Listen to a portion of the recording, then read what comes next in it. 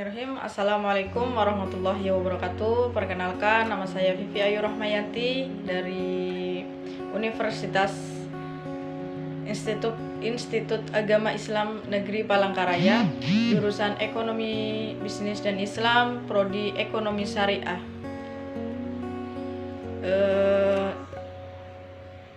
Di sini saya mendapat tugas UTS dari dosen saya, Bapak Muhammad Nur Sayuti, mata kuliah Sejarah Pemikiran Ekonomi Islam, yang saya beri judul Aspek Keadilan COVID-19 dan Solusi Pandemi Rasulullah Shallallahu Alaihi Wasallam.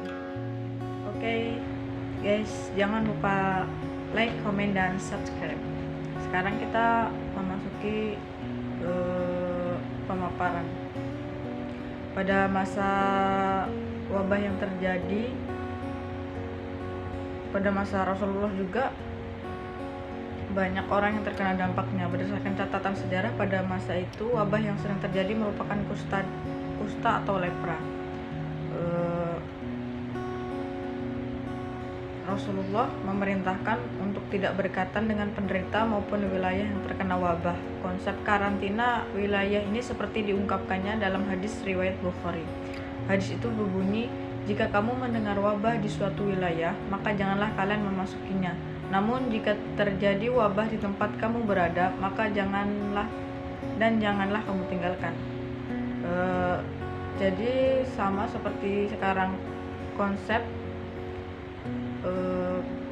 untuk menjauhi penularan cepat. Nah, pada masa sekarang dan pada masa Rasulullah itu ternyata sama. Ada yang kita kenal sekarang tuh social distancing,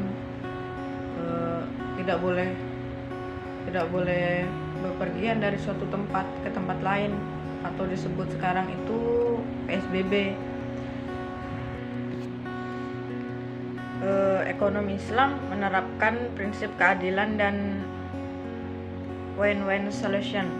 Artinya setiap orang yang bekerja sama saling merasakan manfaat seperti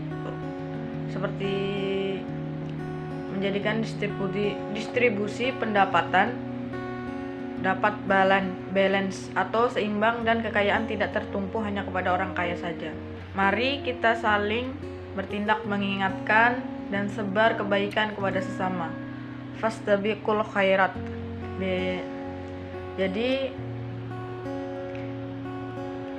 sebagai negara dengan populasi muslim terbesar di dunia, timbul pertanyaan besar, bagaimana Indonesia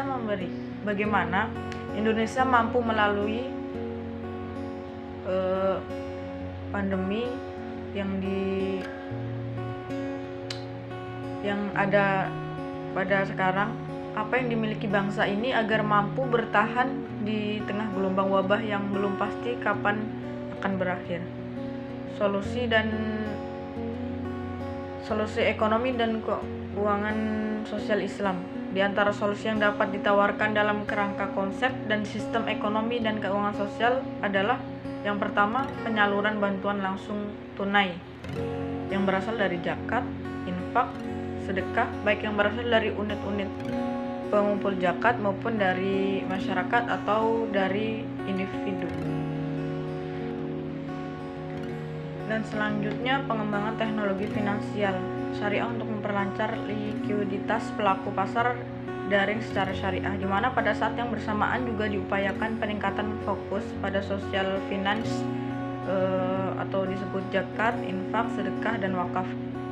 Di samping komersial finance, termasuk pengembangan marketplace untuk mengumpulkan pasar tradisional dan UMKM yang berjumlah hampir 60 juta saat ini, dengan tujuan mempertemukan permintaan dan penawaran baik di dalam negeri maupun luar negeri, khususnya di masa-masa lockdown karena pandemi sekarang. Pada akhirnya, jika program-program yang saya sampaikan tadi, khususnya bantuan langsung tunai, zakat, infak, wakaf, atau lainnya, baik untuk masyarakat maupun sektor usaha atau UMKM, betul-betul dapat digalakkan, maka upaya tersebut diharapkan dapat meningkatkan kembali ekonomi Indonesia pada masa pandemi saat ini. Ya mungkin cukup ini saja yang bisa saya paparkan, saya sampaikan, saya bagi. Jika ada kesalahan dalam penyampaian, pengucapan, atau kata-kata, mohon maaf yang sebesar-besarnya. Akhirul kalam, wabillahi taufiq wal hidayah. Semua salam. Wassalamualaikum warahmatullahi wabarakatuh.